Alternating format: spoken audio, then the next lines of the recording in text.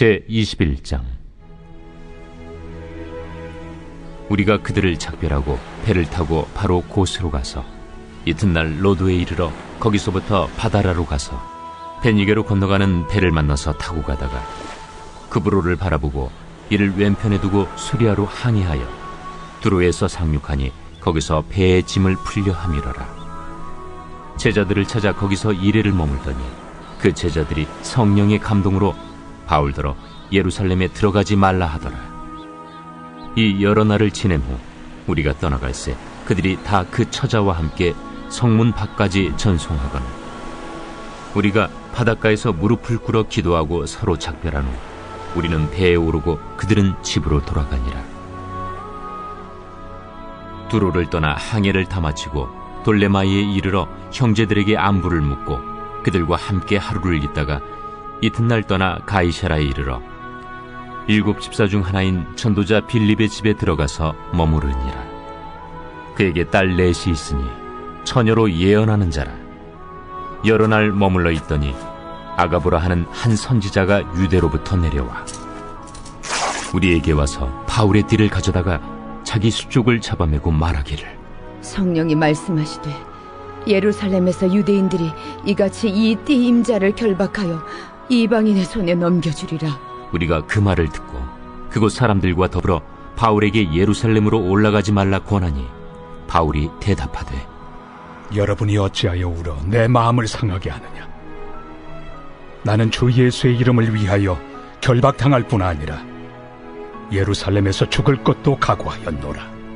그가 권함을 받지 아니하므로 우리가 주의 뜻대로 이루어지이다 하고 그쳤노라.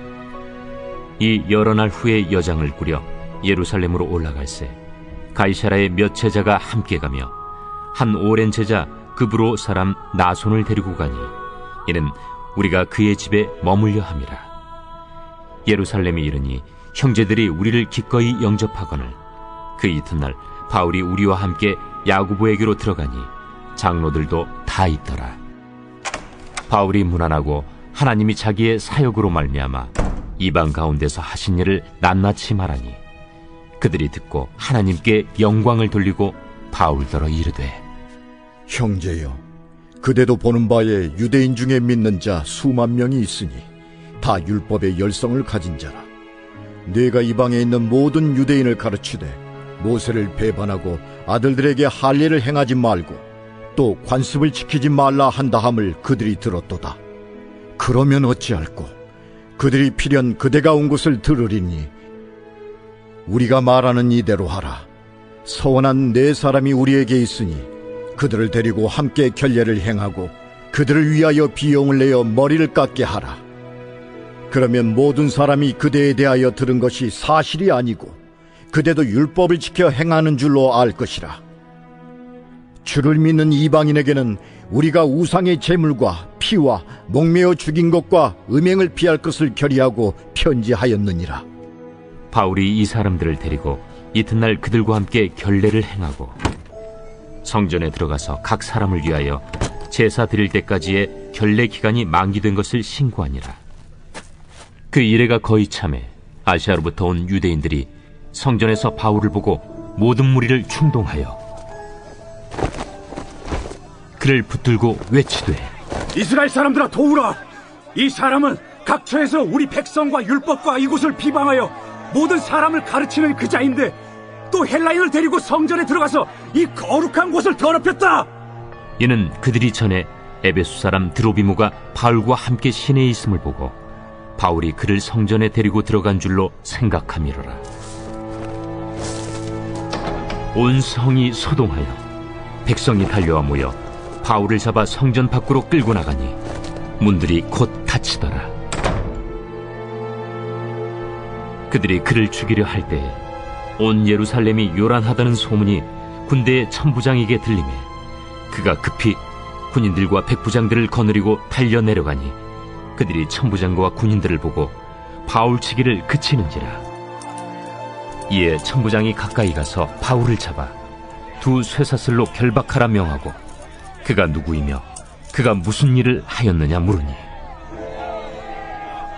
무리 가운데서 어떤 이는 이런 말로 어떤 이는 저런 말로 소리치거늘 천부장이 소동으로 말미암아 진상을 알 수 없어 그를 영내로 데려가라 명하니라. 바울이 층대에 이를 때 무리의 폭행으로 말미암아 군사들에게 들려가니 이는 백성의 무리가 그를 없이하고자 외치며 따라가미러라.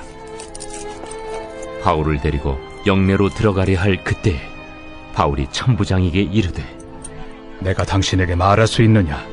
내가 헬라 말을 아느냐? 그러면 내가 이전에 소요를 일으켜 자객 4,000명을 거느리고 광야로 가던 애굽인이 아니냐? 나는 유대인이라 소비하는 길리기아 다소시의 시민이니 청컨대 백성에게 말하기를 허락하라. 천부장이 허락하거늘 바울이 층대 위에 서서 백성에게 손짓하여 매우 조용히 한 후에 히브리 말로 말하니라.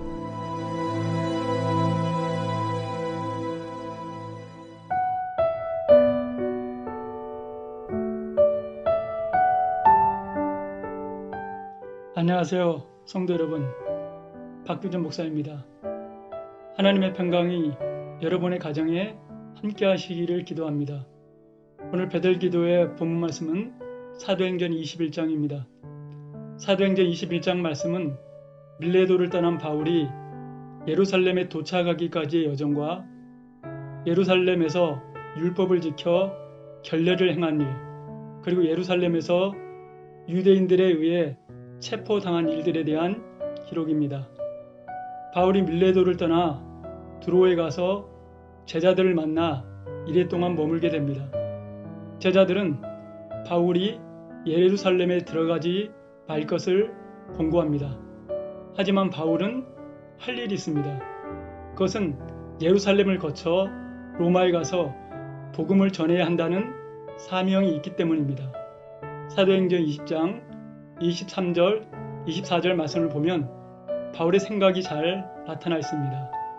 오직 성령이 각성에서 내게 증언하여 결박과 환난이 나를 기다린다고 하시나 내가 달려갈 길과 주 예수께 받은 사명, 곧 하나님의 은혜의 복음을 증언하는 일을 마치려 하면은 나의 생명조차 조금도 귀한 것으로 여기지 아니하노라 라는 말입니다. 두로를 떠나 가이사라에 이르러 아가보라 하는 선지자가 유대로부터 와서 다음과 같은 말을 하게 됩니다.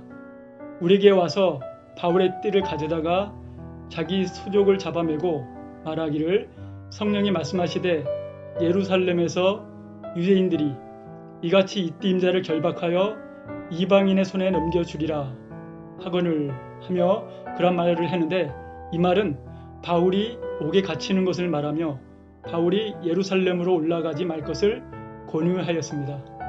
그러나 바울은 대답하되 여러분이 어찌하여 울어 내 마음을 상하게 하느냐? 나는 주 예수의 이름을 위하여 결박당할 뿐 아니라 예루살렘에서 죽을 것도 각오하였노라 하면서 예루살렘으로 올라가는 것을 주저하지 않았습니다. 우리는 이러한 바울의 모습을 보면서 예수님의 마음을 느끼게 됩니다. 예수님이 겟세마네 동산에서 십자가를 지기 위해 밤이 늦도록 기도하시면서 아버지의 뜻대로 하시기를 원하셨던 순종의 모습을 바울이 죽음의 위험을 무릅쓰고 예루살렘으로 올라가던 모습에서 발견하게 됩니다. 예루살렘에 이르니 주님을 믿는 형제들이 바울 일행을 환영하고 바울이 선교 사역을 자세하게 말하자 그들이 모두 듣고 하나님께 영광을 돌리게 됩니다. 하지만 예루살렘에 있는 장로들은 유대인 중에 믿는 자 수만 명이 있다는 이야기를 하면서 21절 말씀을 바울에게 합니다. 내가 이 이방에 있는 모든 유대인을 가르치되 모세를 배반하고 아들들에게 할례를 행하지 말고 또 관습을 지키지 말라 한 다음을 그들이 들었도다 라고 하면서 바울을 모함하고 해치려는 악의 선전에 관련된 말들을 하게 됩니다. 바울이 주장하는 것들은 할례나 율법 준수가 구원의 조건이 되지 못한다는 것입니다. 하지만 바울은 할례를 거부하지는 않았습니다. 왜냐하면 그 예로 디모데에게 할례를 직접 행했기 때문입니다. 바울은 장로들의 말에 순종하여 함께 결례를 하게 됩니다.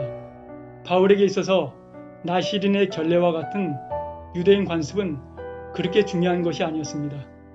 왜냐하면 바울에 있어서 중요한 것은 믿는 사람을 한 사람이라도 더 그리스도 예수 앞에 오게 하기 위한 때문입니다. 즉 유대인과의 화목을 위해서 바울은 결례를 행하게 되었습니다. 며칠 후 온 성에 있는 유대인들이 모여서 바울을 잡아 성전 밖으로 끌고 가서 바울을 죽이기 위해 때리고 있었습니다. 이때 이 소문을 들은 군대 천부장이 급히 군인들과 백부장을 거느리고 가서 바울을 영내로 데리고 옵니다. 그러자 바울을 죽이기 위해 백성의 무리들이 바울의 뒤를 따라오게 됩니다. 바울은 천부장의 허락을 얻어 층대 위에서 이스라엘 백성에게 히브리 말로 변명하는 것으로 21장은 끝나게 됩니다. 사랑하는 성도 여러분, 바울은 생명의 위협 가운데서도 하나님의 말씀을 전하기 위해 최선을 다했습니다. 잠시 저의 말씀을 드리겠습니다. 제가 1987년도에 성남시에 있는 교회에 다니게 되었습니다. 그때는 이제 6.29 선언이 바로 시작되기 바로 직전이었기 때문에 사회가 매우 혼란스러운 상황이었습니다. 이때 성남시 기독청년연합회에서는 나라를 위해서 우리가 기도하자라고 하면서 시청 앞에서 모여서 기도하기로 이야기를 했습니다. 그래서 이제 저와 우리 청년들도 시청 앞에 가기 위해서 이제 출발을 했습니다. 교회에서. 그러다가 이제 가다가 이제 종합시장에 갔었는데 거기는 이제 경찰들이 많이 깔려 있었습니다. 그러면서 우리들을 그냥 불문곡직하고 그냥 바로 잡아들여서 경찰 버스로 끌고 갑니다. 경찰 버스를 흔히 우리가 탁장차라고 얘기하는데 우리들 끌고 가서 시트에 이렇게 머리를 숙이게 하고 그 다음에 곤봉 가지고 막 우리를 때리기 시작하는 겁니다. 그래서 우린 무수하게 맞았습니다. 근데 그 중에 경찰관 한 명이 저한테 이야기합니다. 너 군대 갔다 왔어? 그러더라고. 그래서 나 군대 갔다 왔지? 그랬더니 이 사람이 군대 갔다 온 놈이 대모를 해 하면서 더욱더 막 주워 패기 시작합니다. 그래서 무수히 맞고 바로 경찰서에 끌려가서 1박 2일 동안 경찰서에서 고생하다가 나왔습니다. 그 당시만 해도 우리나라에서 기독교는 상당히 좋은 쪽으로 인정을 받고 있던 때였습니다. 그런데 요즘 우리나라는 코로나 때문에 교회들이 무척 어려운 형편입니다. 집단 감염으로 인해서 코로나 환자가 교회에서 많이 나왔고요. 그리하므로 세상에서 소금과 빛으로 살아가야 하는 우리 그리스도인들이 오히려 세상 사람들로부터 비난을 받게 되는 그러한 일들이 우리 주변에서 나타나게 됩니다. 이러한 위기의 때에 우리가 세상을 섬기기 위해서는 우리 자신보다 믿지 않는 사람들을 더 높게 여기고 그리고 그들을 위해 섬기는 삶을 살아야 하게 되겠습니다.